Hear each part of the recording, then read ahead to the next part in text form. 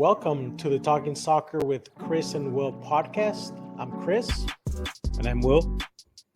In today's episode, we delve into the highly anticipated Leagues Cup, the Women's World Cup, and this past week's results. So join us as we dive to these exciting topics. And I guess before we dive in, Will, how's your weekend? What are you up to? It was good. I didn't really do much. Kind of relaxed. Caught some soccer over the weekend. Saw the Galaxy lose. We'll talk about that in a bit, but that sucked. But everything else was good. I just kind of I went to the beach on Sunday. Kind of relaxed on the weekend. What about you? What beach? I went to Newport. I like going to like the very end of Newport, like at the end of the neighborhoods, like right at the end of the peninsula, and it's a little bit more secluded over there. So like, it's a nice beach. Nice. I saw the picture you sent me. It looked nice. It was nice and warm, so it wasn't too bad. It was relaxing. Yeah. What about you? What'd you do? Not too much. Just hanging. I was here Saturday, hung out with one of my cousins. He came by to visit, kind of show him the new place. Walked around a little bit downtown LA. Mm-hmm. Just had some breakfast, some coffee, just showed him around, and then spend the rest of the time. I've actually been down in Orange County, so your neck of the woods, for a couple of days now. So I just came up this evening. So maybe I got here like an hour ago. So no, it was fun just hanging out with the family and just working from there the last couple of days. But it was good. Now I'm back, and hopefully we're almost close to the weekend again. So we have to rest up though, because me and you have Leagues Cup coming up. Both you and I are going to be attending both games there. Should be exciting. But we'll touch base on that. Maybe we could get started with this past week's results, right? Galaxy. We'll talk about Galaxy and their bad result with Vancouver, right? I think it was like a total meltdown. I think over the weekend, a lot of the same bad habits from, kind of rearing their ugly heads up again from the beginning of the season, right? I think overall it was a very bad start to the game. It was, it seemed like it was over before it even started, right? Yeah. They seemed to have kind of recovered, but they were man down at that point. I didn't catch the beginning part of the game, but that's kind of where it fell ended, apart, right? basically. Yeah, where basically fell apart for them. They seem to have recovered. They seem to have recovered even with 10 men on the field. They did a pretty decent job. They came close to pulling out getting a result out of it, but I think it was just too much, being down a man for the majority of the match. I think overall Puig, again, a pretty good performance from a lackluster overall team performance. Boyd seemed to be a good outlet too, but I think it's just one of those. It was on the road, just some unfortunate mistakes, but I guess you just forget about it, try to take the positive out of it, right? But keep fighting on, and hopefully, with the break, they recover and kind of come out strong, right? And get ready for the Leagues Cup, which is coming up, right? I know that I also caught a little bit of the OCSC game. Did you catch any of that over the weekend? No, I did not. I caught the highlights. They look good. 3-1 result. They seem good going forward. We got their attacking. I think it looks a lot better. I don't know if maybe that was just the competition that they were going against. Remember when they were at Rio Grande the week prior? They Mhm. did not look good overall. Kind of a pretty bad performance, I think, the week prior, and this past week they looked different. You know, like you said, going forward, they just look more dynamic, I think. But I think it was a good performance. They continue the string of good results for the most part, aside from last week. And I think they're kind of in the mix, right, for fighting for the last spots there Yeah. for the playoffs. So I think they look on the upswing. So hopefully that continues. Hopefully, maybe we can catch some playoff games with OC if we get it, if we make it that far. But I talked a little bit about the Leagues Cup and the Galaxy prepping up for that, right? This Leagues Cup that's coming up here on the 25th, which is the first game for Galaxy. But I think we should talk a little bit more about kind of what Leagues Cup is and the new parts of it this year, right? Because it's been around for a few years, but this is the first time that I think the league has really taken this seriously, this competition.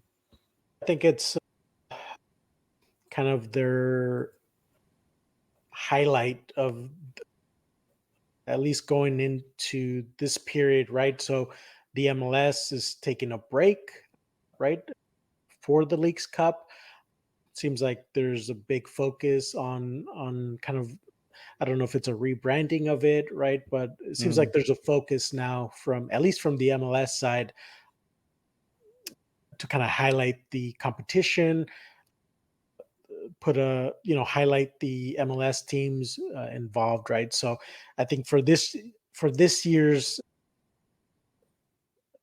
rendition of the cup, so we have 47 teams overall, yep. right? Part of the competition, 29 MLS teams, 18 Liga MX teams. It's a knockout style competition, right? They're put into 3-team groups initially, right? And I think it's exciting for the league and for, I think, North America, right? So you have the premier two leagues going head to head, basically, Liga MX, MLS. Hmm. I think there's the natural rivalry between the U.S. and Mexico, but I think it'll be exciting. I don't know if there's a particular favorite.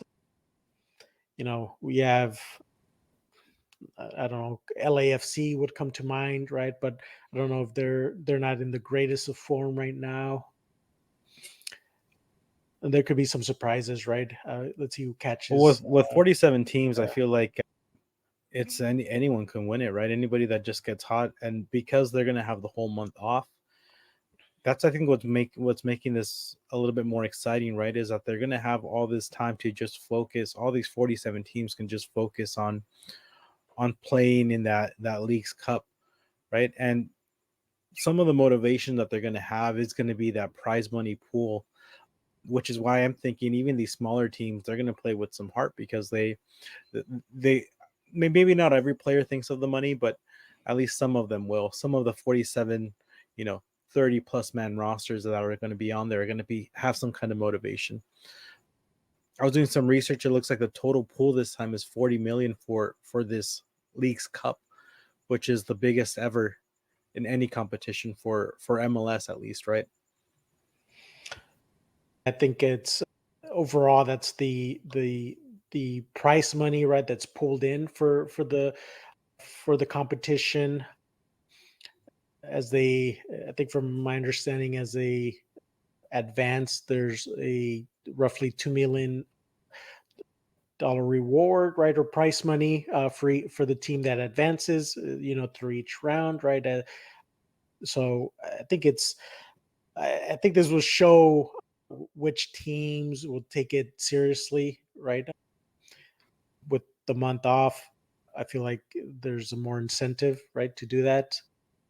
and the pride, right, in representing your league, representing for the country, right, US or Mexico, right, for the respective countries that they're in. So I think it'll be interesting. Like I said, I don't know, with so many teams participating, anybody could, you know, catch fire, right? And have a team that nobody really expected, right? So, but I think that's the maybe exciting aspect of the league. And I think part of the excitement is going to be some of the players on display, right? You have Mhm. you know maybe this could be a good opportunity for teams to maybe showcase some of the talents, right, in the league, Mhm.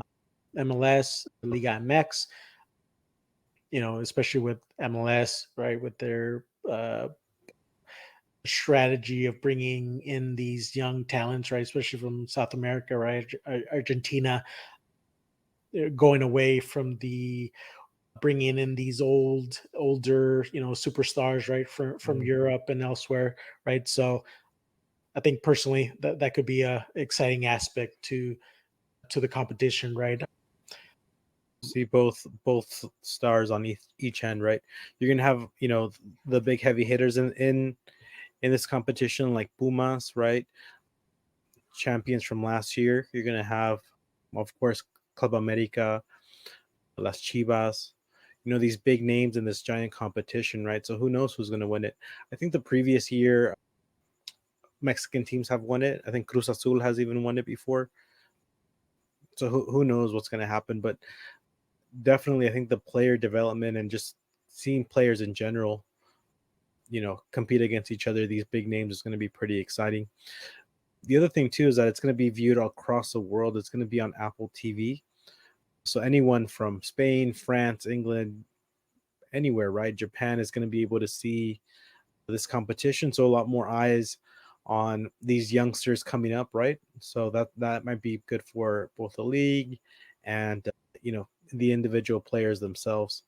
Now the other thing, I mean, I'm sorry, go ahead, Chris. Now I was gonna touch base on just the visibility, right, for both leagues. Not sure what the popularity is outside of the US or Mexico, but I think with the European leagues being and just starting their preseason, there's really no maybe except for maybe we'll touch base a little later, right? But there's a certain women's competition, right, coming up soon this week. But aside from that, there's really no soccer right on. So They're going to be those two the, thing, Leagues Cup and the Women's World Cup. But one thing I right, think but we I'm sorry, go ahead. I was going to say with that said, this could be a good opportunity, right, to get that visibility from you know different markets to the MLS and Liga MX, right? Especially with the people that consume a lot of soccer content. Again, this is a good opportunity for the league get that exposure and Well, maybe one thing some new that new you fans.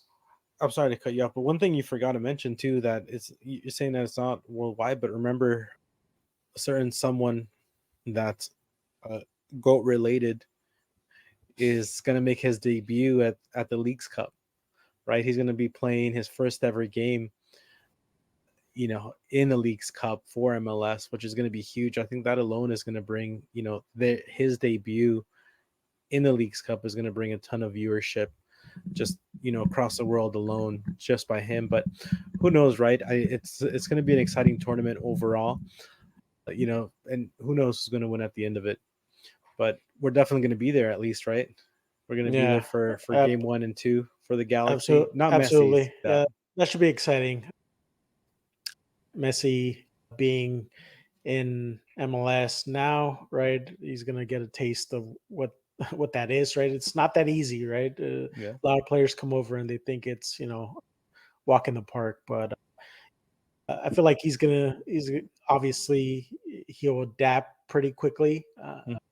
or maybe that's my assumption, but I think it's pretty safe to say he'll be up for it, and it'll be exciting seeing him, on the field, and then with that Inter Miami assembling, the getting back the old Barcelona all stars Mm. basically back right together. So we'll see. That should be interesting. Maybe another aspect to the tournament. Maybe that should be exciting to see. So, but looking forward to it. It should be exciting. There's it's going to be a more focus on the competition, right? With other leagues, being not starting up yet, right? Just preseason starting up across Europe, right? So hopefully it gets the attention it deserves, and it's a big success, this year in this current format that they're coming out with. Yep. So once the teams that are, it's going to be 15 different 3-team groups, right?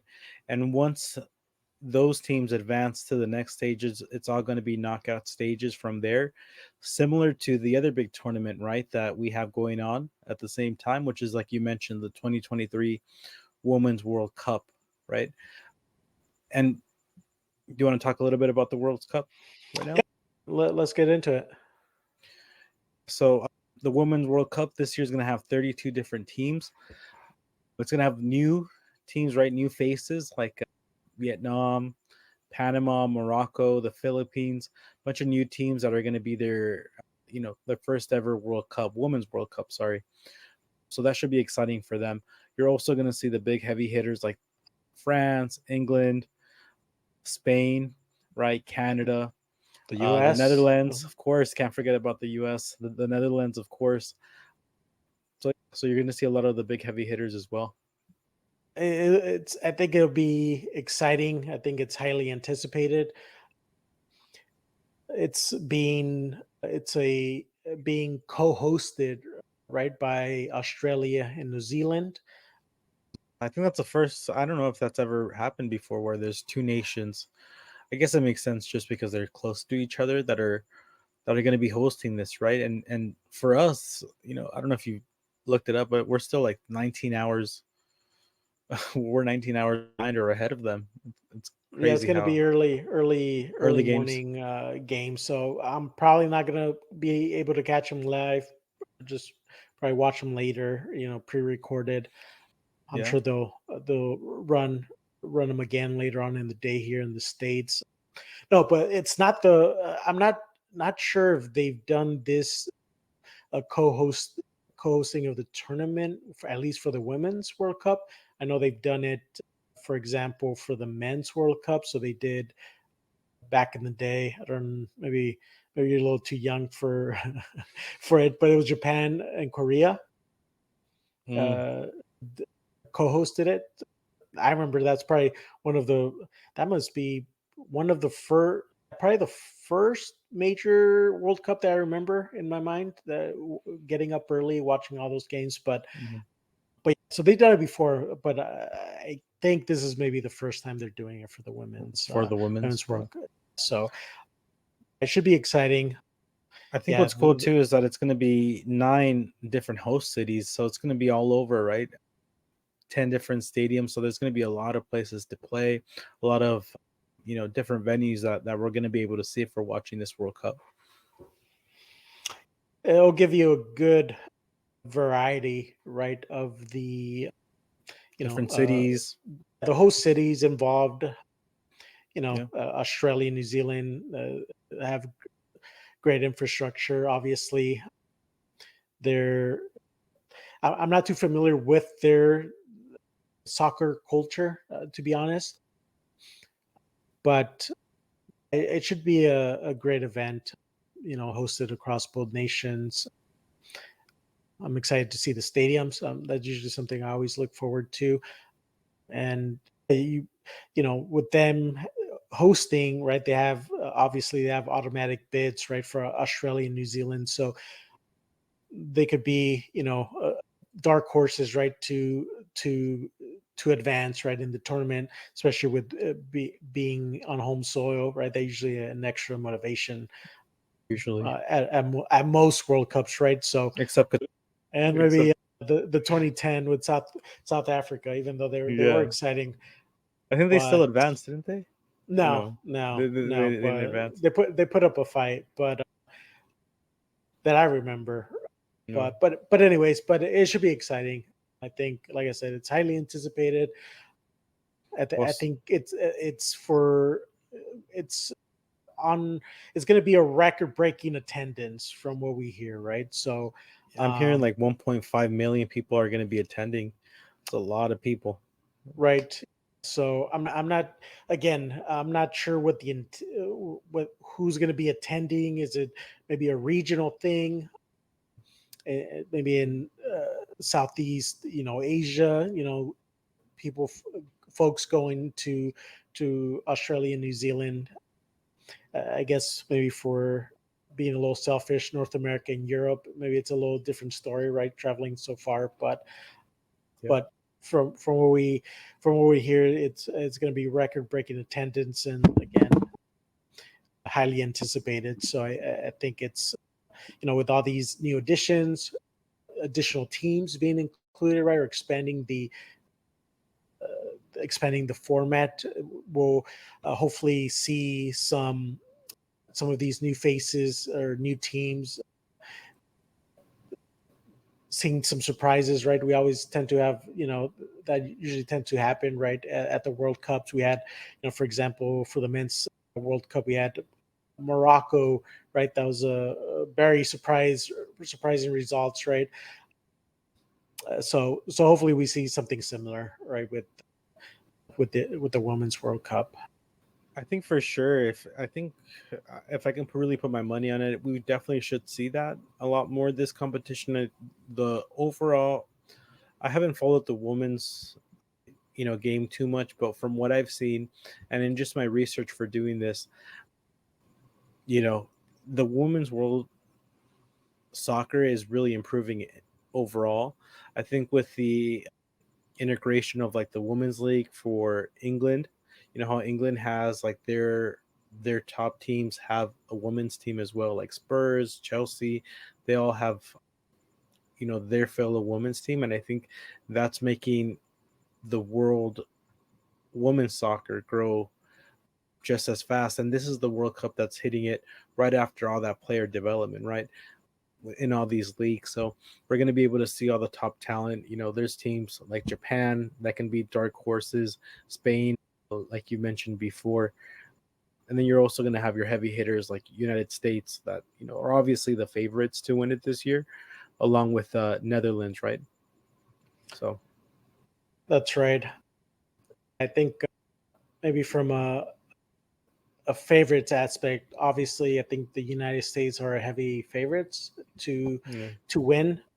They're coming off back to back World Cup wins, right? So they're trying to do, win it for a third straight time, which is unprecedented, right? And Yeah. very difficult. They're in a transitional period, right, where Hmm. they're integrating maybe a younger generation now within the team, and you never know how that could result, right? But I think again they're heavy favorites. I think England is one of the favorites. They're coming off a European championship last summer, and you have the familiar faces, right, within women's soccer. You have the French team, Spanish team, Netherlands, right? So within Europe, there's a couple, powerhouse teams right there that could also a challenge for the to make the final, right? So Yeah. again, should be exciting. And like you said, I think Japan too. Another they won it back in 2011, and they lost. Then they lost the following World Cup 2015 to the U.S. And I know they're kind of been in a rebuild, but it seems like they're also kind of making a comeback too. So like you said, they could be a surprise, right, in this year's tournament. I mean, in the U.S. too. I mean, they are the favorites, but they're still going through a transition period, right? The U.S. women's national team, their head coach, I don't even know if I'm pronouncing that name right. He's in charge of basically bringing up these young kids and kind of mixing them with some of the veterans that are at the tail end of their career. I don't know if you've heard of Alyssa Thompson yet, but she's a name that you're probably going to hear a lot of. She's only 18 years old, and she's been scoring a ton of goals with Angel City FC. And at 18 years old, man, she's going up and down, the field like just bossing people up at 18 years old. It's crazy to see, and she's going to be one of the main players too for the women's national team. So it's going to be exciting to see that. And a lot of teams are full of these young talents, so it's going to be exciting to see for sure. It's the World Cup is always a good stage for breakthroughs, right? For up and coming players, right? Promising players, right? You're going to see the superstars from each nation, but this is always an opportunity for those younger players to to shine, and to make their presence felt, right, at the biggest stage, right, that the game could offer. And I think for the U.S., they always have promising players coming through with the transition, right? They're incorporating a lot of these younger players, and like you said, they have one in particular, right, that's looks very promising, and hopefully, she's able to find some success in the tournament, and you know, spur the U.S. on, and make it deep into the tournament. I think that kind of wraps it up for the podcast, right? We just wanted to talk about some of the key facts about the Women's World Cup, some teams to look out for. Anything else you want to cover about the Women's World Cup? No, I think that covers it. The only thing is, I guess, with the first game for the U.S. is coming up next Wednesday, right, the 26th, versus the Netherlands. So that should be a good game to look out for. It's a challenging game for the U.S., right? So I good think that's start. gonna be a huge game. I think if you guys want to tune into that episode, it's gonna be not episode. I'm sorry, the that game. It's gonna be USA versus Netherlands. The last two major competitions, both the World Cup and the Tokyo Olympics, they faced off against each other in the finals. And this year we're gonna be able to see them, in Group E, just a regular group game. So that's gonna be pretty exciting, pretty big matchup to watch there. I think so. So looking forward to the Leagues Cup and the Women's World Cup. It should be exciting. I think I was a little. I think I'm looking forward to seeing more soccer on. That's always a good thing. Yeah. So far we've covered both the Leagues Cup, some of the special nuances to it. We talked about the format of the 47 teams, the bigger payout this year, biggest payout of any competition for the Leagues Cup. We've also talked a little bit about the players and how that's gonna shape up. Also, how the brand exposure to both MLS is gonna help out. Also having Messi in this competition might help that viewership go up as well. Then we also talked about the Women's World Cup, a little bit format about that, and some of the new teams that are going to be coming in, along with obviously the host nation, New Zealand and Australia. We talked about some of the Women's World Cup, I guess, viewership that we should be seeing, in the millions this go around. Is there anything else you think that I missed? No, I think that covers it. One thing too we forgot to talk about, and I'm gonna throw it in there: Mexico, Gold Cup champions, 2023. So Baby Cup. I disagree, but Mhm. champions. That's all that matters. But So congrats to the Mexico national team. I think we're kind of in unique situations where we root for both teams for the most part, Mhm. right? Sometimes we root for maybe one more than the other, right? But exciting. It's always exciting to see U.S. or Mexico win. Were you one of Um, the guys rioting on Bristol Street here in Santa Ana? Were you down there? no. Okay, rioting with the flags and stuff.